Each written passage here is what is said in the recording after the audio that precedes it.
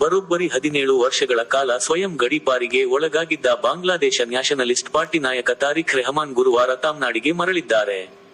ಫೆ.12 ರ ಸಾರ್ವತ್ರಿಕ ಚುನಾವಣೆಗೆ ಇನ್ನೇನು ಕೆಲವೇ ದಿನಗಳಿರುವಂತೆಯೇ ತಾರಿಕ್ ಅವರ ಆಗಮನವು ಅವರ ಪಕ್ಷಕ್ಕೆ ಹೊಸ ಹುರುಪು ತಂದಿದ್ದು, ಬಾಂಗ್ಲಾ ರಾಜಕೀಯದಲ್ಲಿ ಸಂಚಲನ ಮೂಡಿಸಿದೆ.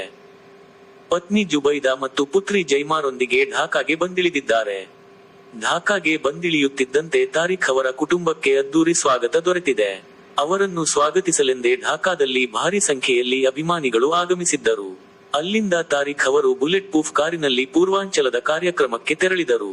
ಈ ವೇಳೆ ಇಕ್ಕೆಲಗಳಲ್ಲಿ ಸೇರಿದ್ದ ಲಕ್ಷಾಂತರ ಕಾರ್ಯಕರ್ತರತ್ತ ತಾರಿಕ್ ಕೈಬೀಸುತ್ತಾ ಸಾಗಿದರು. ಕಾರ್ಯಕ್ರಮದಲ್ಲಿ ಅವರು ಸುಮಾರು 50 ಲಕ್ಷಕ್ಕೂ ಹೆಚ್ಚು ಕಾರ್ಯಕರ್ತರನ್ನು ಉದ್ದೇಶಿಸಿ ಭಾಷಣ ಮಾಡಿದ್ದಾರೆ.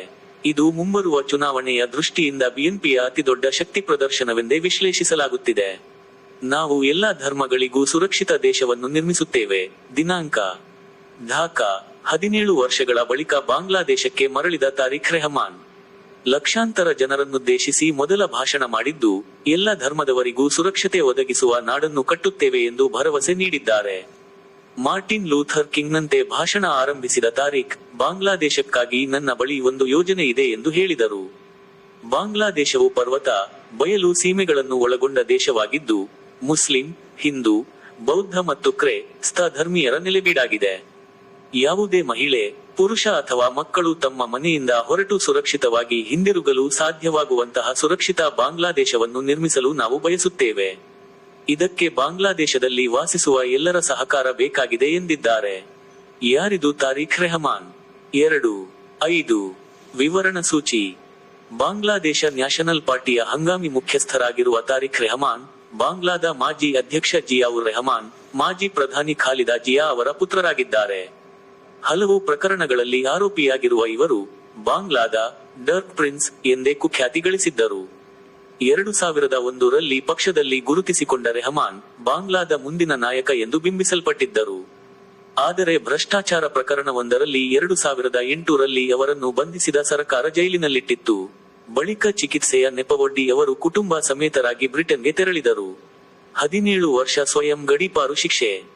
2008ರಲ್ಲಿ ಬಾಂಗ್ಲಾದೇಶವನ್ನು ತೊರೆದು ಬ್ರಿಟನ್ನಲ್ಲಿ ನೆಲೆಸಿದ ತಾರಿಕ್ ರೆಹಮಾನ್, ಅಲ್ಲಿಂದಲೇ ಬಾಂಗ್ಲಾದ ರಾಜಕೀಯದ ಮೇಲೆ ಪ್ರಭಾವ ಬೀರುತ್ತಿದ್ದರು. ಬಾಂಗ್ಲಾದೇಶ ಸರ್ಕಾರ ಅವರನ್ನು ಗಡೀಪಾರು ಮಾಡದಿದ್ದರೂ 17 ವರ್ಷಗಳ ಕಾಲ ಸ್ವಯಂ ಗಡೀಪಾರಿನಲ್ಲಿದ್ದ ಅವರು ಅಲ್ಲಿದ್ದುಕೊಂಡೇ ಪಕ್ಷವನ್ನು ಸಂಘಟಿಸಿದರು. 2018ರಲ್ಲಿ ಖಾಲಿದಾ ಜಿಯಾ ಬಂಧನವಾದಾಗ ಪಕ್ಷದ ಹಂಗಾಮಿ ಮುಖ್ಯಸ್ಥರಾಗಿ ನೇಮಕಗೊಂಡರು. ಇದೀಗ ಬಾಂಗ್ಲಾದೇಶಕ್ಕೆ ರೆಹಮಾನ್ ಮರಳಿದ್ದು, ಮುಂದಿನ ಪ್ರಧಾನಿ ಅಭ್ಯರ್ಥಿಯಾಗಿ ಗುರುತಿಸಿಕೊಂಡಿದ್ದಾರೆ. ಶೇಖ್ ಹಸೀನಾ ಅವರ ಪಕ್ಷಕ್ಕೆ ಚುನಾವಣೆಯಲ್ಲಿ ಸ್ಪರ್ಧಿಸದಂತೆ ನಿರ್ಬಂಧ ವಿಧಿಸಿರುವುದರಿಂದ ರೆಹಮಾನ್ ಗೆಲ್ಲುವ ಸಾಧ್ಯತೆಗಳು ದಟ್ಟವಾಗಿವೆ ಎನ್ನಲಾಗಿದೆ. ತಾಯಿ ಖಾಲಿದಾ ಆರೋಗ್ಯ ವಿಚಾರಿಸಿದ ರೆಹಮಾನ್. ಢಾಕಾಗೆ ಬಂದಿಳಿದ ಬಳಿಕ ತಾರಿಕ್ ಅವರು ತಮ್ಮ ತಾಯಿಯನ್ನು ಭೇಟಿಯಾಗಿ ಆರೋಗ್ಯ ವಿಚಾರಿಸಿದರು. ತೀವ್ರ ಅನಾರೋಗ್ಯದಿಂದ ಬಳಲುತ್ತಿರುವ ಖಾಲಿದಾ ಜಿಯಾ ಅವರು ಆಸ್ಪತ್ರೆಯಲ್ಲಿ ಚಿಕಿತ್ಸೆ ಪಡೆಯುತ್ತಿದ್ದಾರೆ.